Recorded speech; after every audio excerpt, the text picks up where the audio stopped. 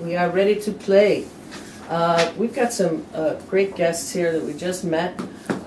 Michael Rabbitt, James Barnett, welcome to Live from the Heartland. I'm so glad that another fellow organizer turned us on to you all. Our good friend, Alderman John Arena, who's been on this show in the past, has been dealing with a major issue, and why don't you bring us up to date, both of you in your categories of action, on what's happening with this development in Jefferson Park. Michael. Well, just so your listeners have the background on this, as people know, Jefferson Park is on the far northwest side of Chicago. The north and northwest sides are in desperate need of affordable housing, and we're very excited that Alderman Arena has proposed this development at 5150 Northwest Highway. It has been divided into two different parts. One parcel is for a storage facility, and that's where the Plan Commission and Zoning Committee hearings were about, that part one. And then part two is the mixed income affordable housing piece. And the hearings for that still are to come. But the opposition to this is fierce. And part of what James and I are here to do is to help as we form this organization called Neighbors for Affordable Housing, to garner support in the face of this fierce, hostile, and frankly racist opposition. James, you don't actually live in Jefferson Park, but you've been working in the neighborhood, particularly on weekends. Can you talk a little bit about what your day job is and why that would draw you into this particular project? First of all, I'm an MSW student, and for the past 6 months I've been interning as a case manager at our local Veterans Administration in a program that provides supportive housing for veterans who have been identified as chronically homeless. In this program, what we do is provide veterans with tenant-based vouchers, and that basically means that the veteran is allowed to choose what area of the city that he or she wants to live in. And veterans who express a desire to live on the north side are rarely ever able to find units. And this is borne out by a housing fair that we have every Friday. And the way this housing fair works is that landlords or their representatives give a short presentation as to what they have available, you know, the location, the cost, amenities, if any, you know, whether or not there's a move-in fee or a deposit, this kind of thing. Hardly ever are there any units available on the north side of the city. And I got involved in this initially in the Jefferson Park Housing Initiative. I got involved initially because I had an assignment from a classroom to get involved in an advocacy campaign. And my search led me to Leah Levenger and this Jefferson Park Excellent. Initiative. So because, you know, not only am I Because you're a student professionally, but I'm a social worker at heart. Yeah. And I care for these veterans, and I want their needs to be fulfilled. So, you know, as a result of that, I've been knocking on doors and, you know, attending what meetings I can. I'm really involved in this. I want to see our veterans be able to live, you know, comfortably where they want to live. So why would some neighbors not want vets to live in their neighborhood? Well, the pretext that we're hearing is concerns about density and building height. The real motivation is the history of racism and segregation in Chicago, particularly on the Northwest Side. We've heard from the opposition in social media and in some of the protests, you know, characterizing the people that would move in as criminals, if use terms like Cabrini Green, Section 8, ghetto rats. At one protest that we attended, we were told to get back on the bus. You know, there was a hearing that a community meeting that Alderman Arena held on February 9th, and it was so packed on the inside that there were a number of people were standing outside and the outside, and the opposition protests were just, you know, we witnessed scary hostility, intimidation, you know, from this well-organized opposition. And at the hearings that were held at City Council, I attended one on the March 16th and another on March 27th. The opposition was out in force there as I was testifying on behalf of the need for affordable housing, for the need for veterans, for the people with disabilities. We were basically shut down in City Council. I was constantly interrupted. So this is the hostile opposition that we're up against. And so we're really working hard, as James said, to do door-to-door outreach, and really try to counter the misinformation and the fear that is crept into this discussion. You've made some connections where the opposition is getting its support, but not to make too fine a point on it, in the hearings that took place this week, ultimately getting some zoning approval, but a city council hearing got postponed a month by Alderman Burke. Notwithstanding the fact that there's been a long tradition in Chicago where automatic privilege allows a local alderman or a ward to pretty much say what goes on in his or her ward in terms of development projects. Because in this case, a south side alderman stopped a northwest side development. What's going on here behind the scenes? Yeah, so that's unacceptable. I mean, Burke stopped the vote. Now the hearing took place. There was hours of testimony. So he stopped the vote on a procedural issue. But as you intimated, there's a bigger political issue here. One of the things that people need to be aware of is that this opposition is being supported by the Northwest Side GOP. John Garrido lost twice to John Arena. His supporters are desperate to get back at Arena, retake that seat.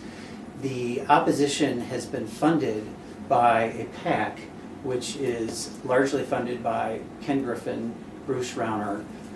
These folks have a strategy of countering progressive aldermen like Arena. They're out to take him down as, again, a leading and founding voice of the Progressive Caucus.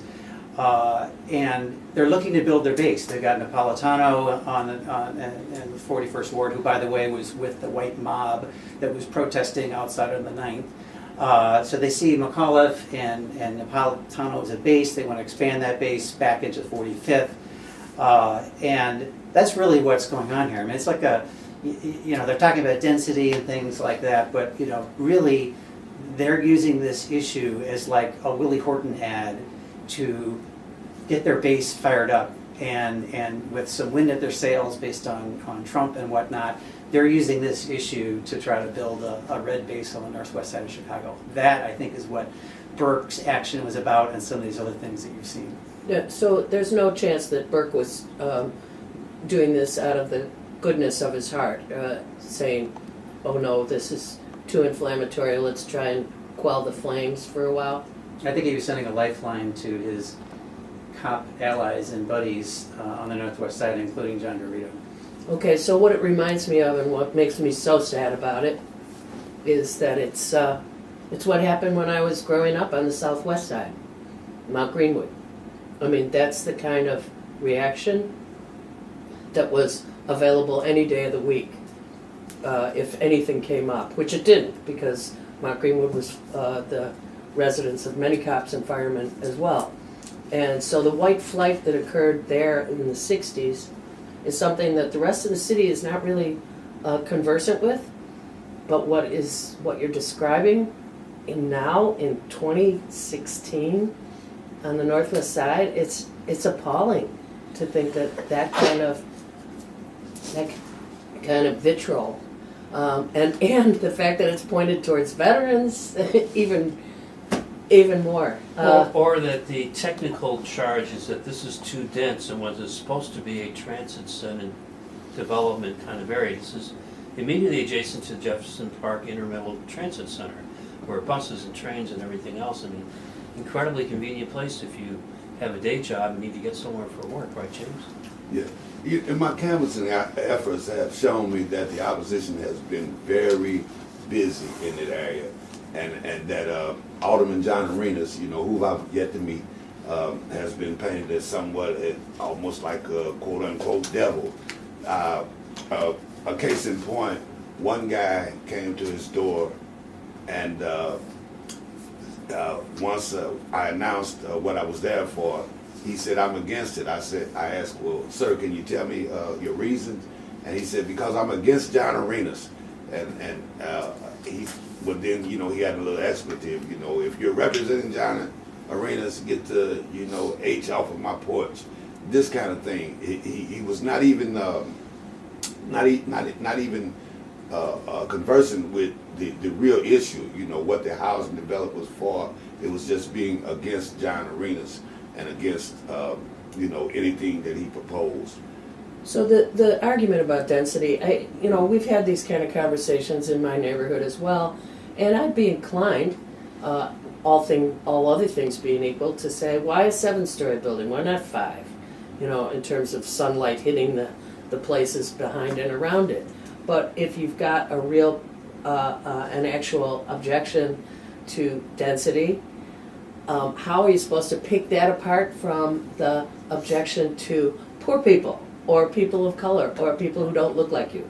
And that's, that's conversation is not allowed then.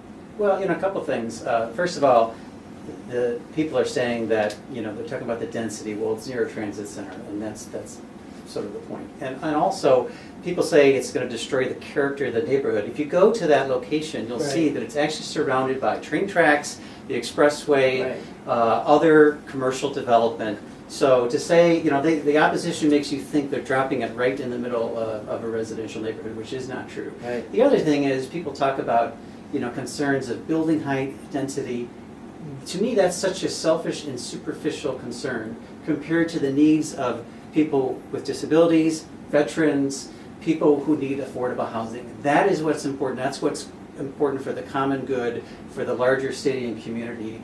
And these density concerns, I understand them, but again, I think that's a pretext for racism, fear, exclusion, and maintaining segregation. How do we go forward with this struggle? What's the next steps? And how can people help? Mm-hmm.